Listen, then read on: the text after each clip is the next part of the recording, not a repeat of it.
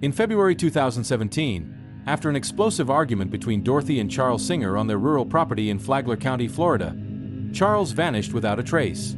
For months, his wife Dorothy insisted he had abandoned her, until a police search revealed a secret buried beneath an old boat. I bet you want to find out what secret was buried under that abandoned old boat? Then subscribe to the channel now. In the quiet of Flagler County, Florida, where palm trees sway gently in the breeze and life seems to move at a slower pace, a mystery was about to explode, involving a family that, to their neighbors, seemed perfectly ordinary. Dorothy Singer, a 60-year-old woman, lived with her husband Charles, a man whose impaired vision rendered him legally blind. Despite his challenges, Charles was known to be a kind man, always seen by Dorothy's side, who appeared to be his constant support. The couple's routine began to raise suspicions when Lori, Charles's sister, noticed something odd. Charles, who always kept in touch with his family, started to withdraw. Lori, ever perceptive, shared her concerns with her husband, James, who also felt something wasn't right. Family gatherings, once frequent, became rare, and Charles's absence was felt by everyone. As time went on, Lori's worries only intensified, leading her to seek answers. That's when Detective Conrad entered the picture, called in to investigate Charles's disappearance. Known for his ability to untangle complicated knots, Conrad began piecing together this mysterious puzzle. Meanwhile, the Flagler County Sheriff's deputies were ready to act. Responsible for executing search warrants, they were just waiting for instructions on how to proceed with the suspicions surrounding Charles Singer's disappearance. The stage was set for an investigation that would reveal secrets hidden beneath the quiet facade of Flagler County. As February 2017 wore on, Lori's unease only grew. Her brother Charles, who always brought life to family gatherings, was missing, and it didn't go unnoticed. At every event, Lori made a point of inviting Charles and Dorothy, hoping they would show up and bring Charles's infectious energy, stories, and laughter. But each time, the invitations were met with flimsy excuses from Dorothy, citing last-minute commitments or illnesses. This constant absence began to weigh heavily on Lori's heart. Something wasn't right, and she felt it deep in her soul. The situation became even stranger when Lori started receiving text messages from Charles's cell phone, saying he was fine and there was no reason to worry. But knowing her brother's vision problems, Lori found it odd that he was texting, especially since the house he shared with Dorothy didn't have security cameras for her to check if he was really there. These messages, instead of reassuring Lori, only fueled her suspicions. The voice in the texts didn't sound like Charles. There was something strange and distant in those words, as if someone was desperately trying to keep up appearances. Lori knew she had to do something, but who could she turn to? With each passing day, the feeling that Charles was in danger grew, and the need for answers became unbearable. In the midst of all the worry that was already keeping Lori awake at night, a crucial clue emerged. One day, while she was talking with some acquaintances, trying to glean any information about Charles's whereabouts, she was approached by a mysterious friend of her brother's. The man's face was serious, and what he said confirmed Lori's worst fears. The friend recounted witnessing a nasty fight between Charles and Dorothy at a local gas station. The argument was intense, full of gestures and words that indicated a highly charged atmosphere. What worried Lori most was learning that, after this blow-up, no one had seen Charles again. This information hit Lori like a thunderbolt. The image of her brother, vulnerable and possibly in danger, wouldn't leave her mind. She knew she couldn't ignore this account. With all those suspicious messages and the description of the fight, her suspicion that something terrible might have happened to Charles only intensified. Determined to uncover the truth, Lori realized it was time to call on the authorities to investigate her brother's disappearance. With suspicions mounting and the story of the fight fresh in her mind, Lori, with a nudge from her husband James, decided she couldn't wait any longer. One morning in March, James went straight to the police station to officially report Charles missing. This missing person report was the starting point for a police investigation that promised to solve the mystery surrounding the disappearance of Charles Singer. Soon after, Flagler County Sheriff's deputies organized a visit to check on Dorothy's house. When they arrived, they were greeted by Dorothy with a strained smile and a flurry of excuses about Charles's absence. She spun a tale about him deciding to travel out of the blue, but this explanation didn't convince anyone. The house was tidy, but it seemed to lack the personal touch that Charles always added. The officers left with their heads full of questions but without any convincing answers. The day after the visit, Lori's suspicions only deepened when she received another text message from Charles's phone. The message was more of the same, saying he was fine and there was no reason to worry. For Lori, this was the last straw. It became clear that something was being hidden, and the police visit hadn't brought the peace of mind she'd hoped for. More determined than ever, Lori decided to follow every lead until she got to the bottom of this story. As investigators delved deeper into Charles Singer's finances, the mystery surrounding his disappearance became increasingly strange and unsettling. Even with Charles gone, his Social Security and life insurance payments continued to trickle into his account as if he were still around. This financial anomaly was like a sinister echo of his absent presence, suggesting someone was profiting from his disappearance. The real shock came when investigators took a look at security camera footage. There, they saw Dorothy at ATMs, withdrawing money from Charles's accounts with eyebrow-raising frequency. The images showed her face, a mix of determination and nervousness, as she made transactions that, under normal circumstances, should have been made by Charles himself. And these withdrawals weren't isolated incidents. They were part of a pattern that included hefty purchases at upscale stores, something Charles, with his modest lifestyle, would never do. When investigators confronted Dorothy with these findings, her response was as intriguing as it was disturbing. She concocted a story about how Charles had gotten involved with drugs and, in a moment of desperation, had left her without access to his debit card. But this story didn't add up. The financial transactions, clearly made by Dorothy, showed she was in full command of Charles's resources, completely dismantling the claim that she had been left high and dry. The contradictions in Dorothy's explanations were as clear as day. Every word seemed laden with attempts at deception, and the desperation in her justifications only intensified the mystery. For the investigators, the financial evidence began to paint a grim picture. This wasn't just a missing person case, but perhaps something far more sinister. The shadow of deceit seemed to grow with each new discovery, and the tension mounted with a growing suspicion that Dorothy knew far more than she was letting on. With suspicions mounting against Dorothy and financial evidence piling up like dark clouds before a storm, Flagler County authorities decided it was time to act decisively. Armed with a search warrant, county sheriffs headed to Dorothy's home, a secluded property that stood like a lone sentinel in a rural area with a troubling history of domestic incidents and sporadic shootings. The atmosphere was charged with tension and anticipation, as if the land itself was holding its breath, waiting for what was about to be revealed.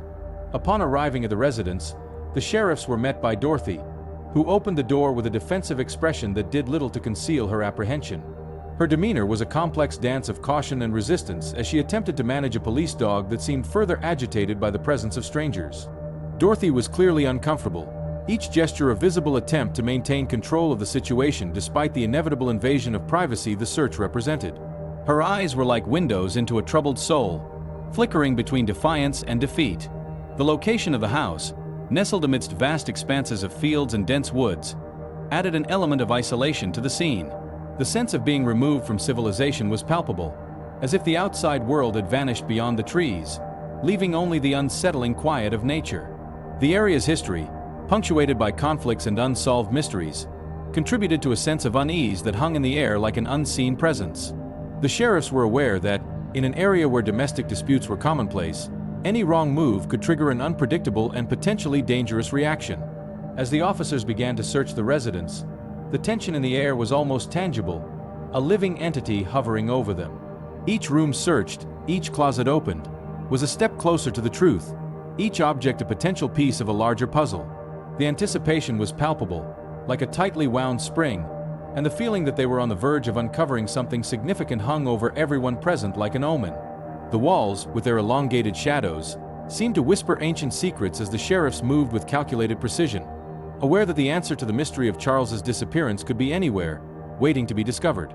If this story full of mystery and suspense has captivated you, don't forget to show your support by clicking the like button. With the search warrant firmly in hand, the Flagler County Sheriff's deputies positioned themselves strategically around Dorothy's property. A sense of urgency hung in the air, an unwavering determination to uncover any clue that might shed light on Charles's enigmatic disappearance. The house, with its quiet, unassuming facade, seemed like a stage set to reveal its hidden secrets, each shadow and corner potentially harboring a fragment of truth. The backyard, with its vastness and apparent disarray, quickly became the officers' focus. As they moved among the bushes and trees, the surrounding environment seemed to hold its breath, as if aware of the impending revelation. It was then that something out of the ordinary caught one of the deputies' attention. There, partially concealed by the dense vegetation and a makeshift camouflage, lay an old boat. At first glance, the boat might have gone unnoticed, but the tarp covering it, weathered by time, seemed a carefully calculated detail, a deliberate attempt to hide something more sinister. The discovery of the boat immediately elevated suspicions to a new level. The tarp, seemingly placed with recent precision, piqued the investigators' curiosity. As they examined it more closely, it became clear that the camouflage wasn't random. The tarp not only effectively covered the boat but also suggested a premeditated plan of concealment, an effort to keep something important hidden from prying eyes. Each fold and every branch placed atop the vessel told a story of intention and secrecy. The connection between the tarp, purchased by Dorothy at a local hardware store in February 2017, and Charles's disappearance was a coincidence that couldn't be ignored. The date of purchase, eerily aligned with the events, added another layer of complexity to the case. Why would Dorothy need such a large tarp, and why would she use it to cover a boat so meticulously? The search team, their suspicions now sharper than ever, felt they were on the verge of a crucial revelation. The mystery seemed to pulsate around them, each detail a piece of a grim puzzle. The atmosphere crackled with anticipation, and as the sheriffs continued to unravel what lay hidden on the property, there was a palpable sense that the truth was about to emerge, finally illuminating the dark events that had cast such a long shadow over this seemingly peaceful home. As the investigation plunged into the depths of the mystery surrounding Charles's disappearance, the sheriffs intensified their focus on Dorothy. The questions, sharp and direct, aimed to pierce the facade of apparent calm she tried to maintain. During the interview, Dorothy became a figure of palpable nervousness, like a tightly wound spring about to snap. Her eyes, restless and darting, avoided direct contact, and her hands, trembling slightly, betrayed her internal struggle to maintain composure. Each movement seemed charged with tension as she struggled to redirect the officer's attention to the interior of the house, insisting on showing them areas already checked, a desperate attempt to deflect focus away from the backyard. However, the sheriffs were determined to follow every lead that emerged, like threads in a complex web. The boat, already on their radar of suspicion, became the focus of a detailed search. With almost surgical precision, they removed the tarp and the branches covering it, each movement calculated to preserve the potential crime scene. The surrounding environment seemed to hold its breath, aware of the gravity of what was about to be revealed. When the tarp was finally removed, the scene that unfolded was chilling. Charles's body, wrapped in a comforter and covered by a tarp, was a silent testament to the horror that had transpired. The ropes tied around his neck and midsection were a mute scream of violence that echoed in the conscience of everyone present. The small hole in his skull and the possible fracture on his left side were stark evidence of a tragic and brutal end, painting a picture of desperation and aggression. This crucial discovery not only validated the investigators' suspicions, but also launched the investigation in a new direction. The pursuit of justice for Charles Singer became a fervent mission, with every member of the team determined to untangle the web of lies and secrets. The atmosphere was charged with an almost tangible tension as the mystery surrounding Dorothy and her actions began to unravel irrevocably, promising to reveal dark truths that had been buried for far too long. The discovery of Charles's body was like opening Pandora's box, revealing not only the fragility of life but also the dark secrets that had been carefully buried.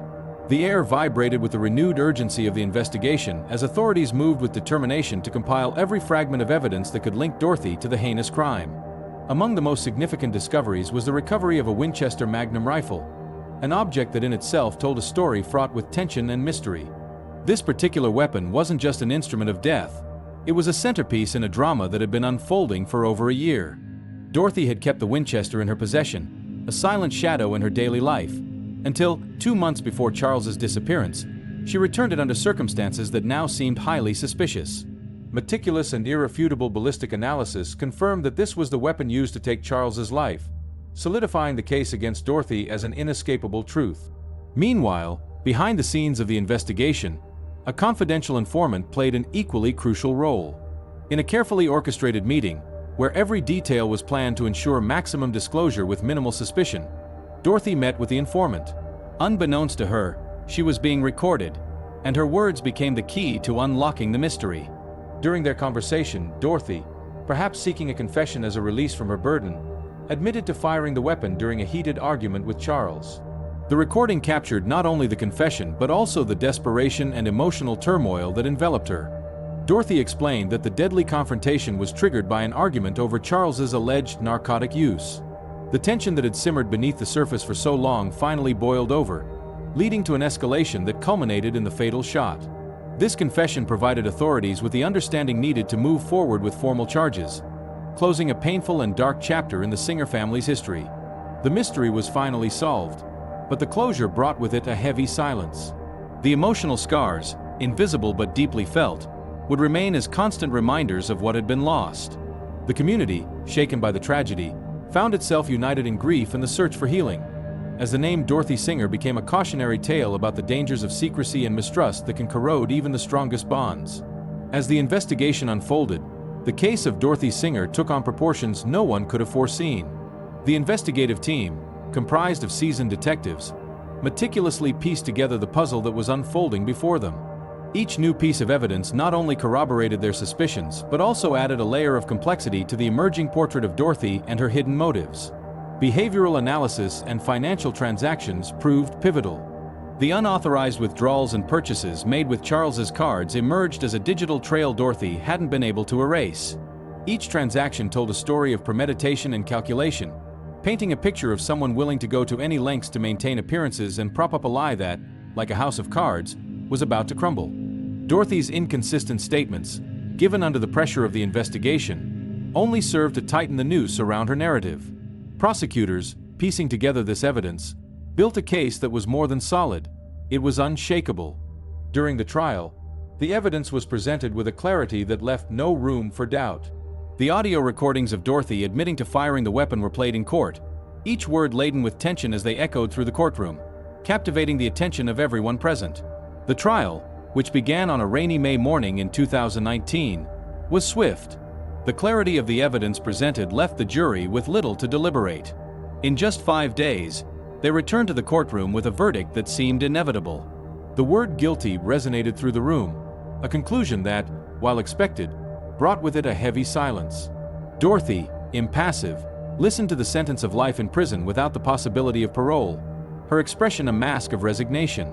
For the community and Charles's family, Dorothy's conviction was a bittersweet relief. Finally, there was a sense of justice, but also a painful understanding that nothing would bring Charles back. The case of Dorothy Singer became a dark legend in Flagler County, a cautionary tale about the depths of betrayal and the secrets that can lie hidden beneath the surface of a seemingly ordinary life. Even with justice served, the impact of the case reverberated for years. It was a constant reminder of the complexities of the human heart and the dangers that can lurk in the shadows of a relationship.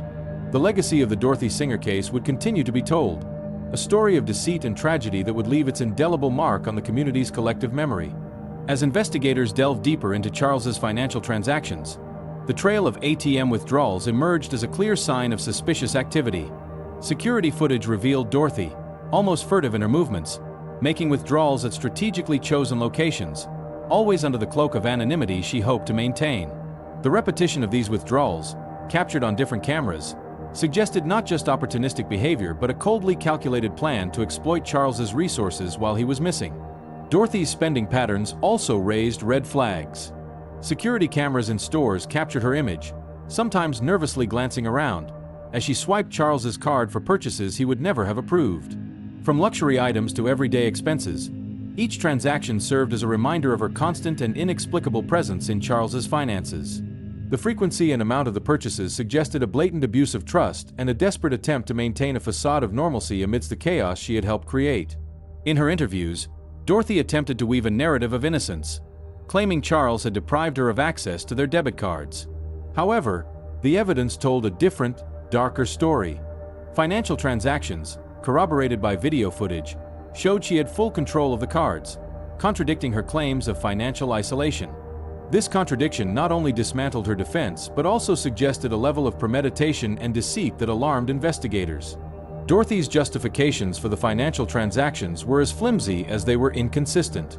Each attempt to explain the discrepancies only deepened suspicions. She offered increasingly elaborate excuses, desperately trying to conceal the truth. However, the discrepancy between her words and the evidence was a shadow she couldn't shake.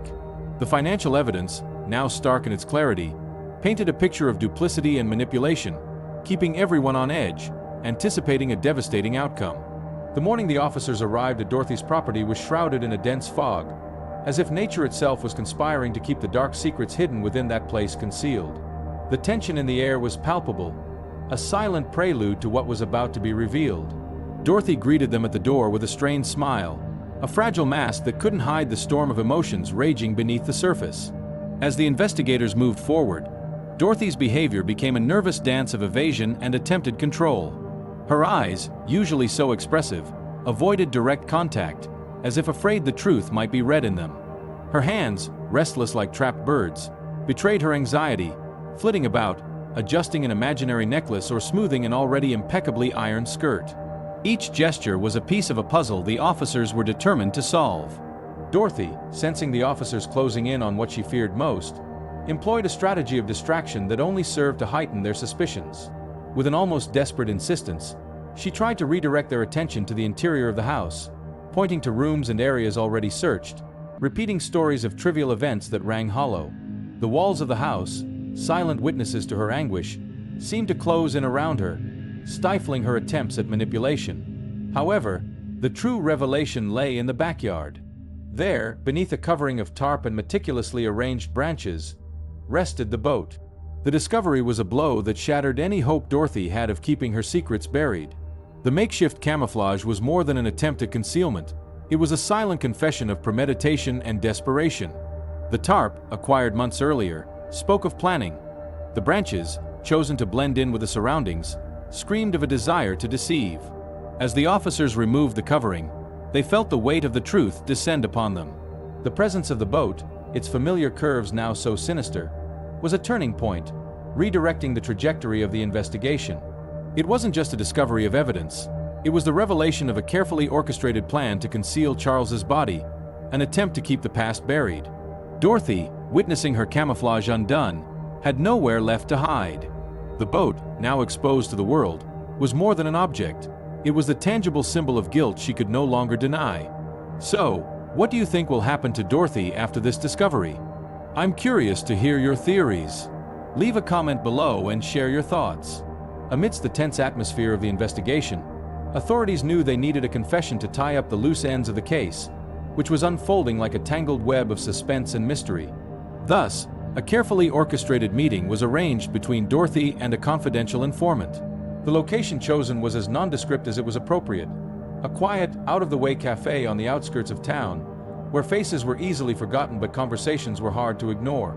Dorothy arrived at the meeting with an air of resignation, perhaps sensing the walls closing in around her. Under the invisible but ever-present watch of the authorities, an audio device was skillfully planted to capture every word. The atmosphere, thick with anticipation, seemed to vibrate with the tension of the moment. Dorothy, between nervous sips of coffee, began to speak. The confession came as a release of pent-up pressure. Dorothy, her voice trembling, admitted to firing the weapon that ended Charles's life. She recounted how a heated argument had escalated like an unavoidable storm until the deafening sound of a gunshot pierced the air. Although she attempted to soften the gravity of her actions, suggesting the shot was accidental, her confession was a turning point. The words that escaped her lips provided authorities with the verbal confirmation they needed, a clear echo of her guilt. Meanwhile, the ballistic analysis continued in parallel, each test bringing investigators closer to an irrefutable truth. The Winchester Magnum, which had been a silent but powerful presence throughout the investigation, was subjected to a battery of rigorous tests. The lab, with its bright lights and high-tech equipment, was the stage for a slow but sure revelation. The results were conclusive. The weapon was, without a shadow of a doubt, the one used in Charles's murder. This ballistic evidence was the final piece of the puzzle, corroborating Dorothy's confession and linking her unequivocally to the crime. Any lingering doubts about her guilt were dispelled like mist in the morning sun. The investigation, which had teetered on the tightrope of mystery and doubt, had found its resolution. Authorities now possessed not only a confession but also the scientific proof that would seal Dorothy's fate. At that moment, the enigma was solved, but not without leaving a trail of tension and surprise that would linger in the annals of the case for a long time to come. The scene was grim and silent when investigators arrived at the location where Charles's body was found. The heavy air seemed to hold a terrible secret, and each step taken by the investigators raised questions about the events that had unfolded there. The scene was a silent testament to violence and despair. Charles's body, upon discovery, bore traumas that told a story of brutal aggression. A small hole in his skull, cold and expressionless, suggested a precise shot, while the fracture on the left side of his body hinted at a more ferocious physical confrontation. These signs were more than mere injuries. They were echoes of a desperate struggle that Charles may never have had a chance to win. The nature of the skull wound raised questions about the shooter's proximity, the possible surprise of the attack, and the terror that must have permeated his final moments. The body was meticulously wrapped in a tarp and comforter, an act that exuded a sinister intention of concealment. Each careful fold was an indicator of the calculating mind behind the act, someone who needed time to think, to escape, or perhaps to craft a narrative that could hold up under scrutiny. Dorothy, in this context, appeared to have meticulously planned the cover-up, using every moment to strengthen her web of lies. The ropes around Charles's neck and midsection were more than mere instruments of restraint. They were a symbol of confinement, an effort to ensure he remained hidden long enough. Perhaps in Dorothy's mind, these bindings served to hold back the truth, to prevent reality from emerging from its makeshift grave. The master bedroom, now a crime scene, bore the unmistakable marks of a violent act. Bloodstains on the headboard, carpet, and curtains told a story of a desperate struggle. The metallic scent permeated the air, mingling with the pungent, musty odor of mildew emanating from the wrappings and camouflage tarp. These additional elements weren't just attempts to mask smells. They were part of a broader effort to bury the truth under layers of deception.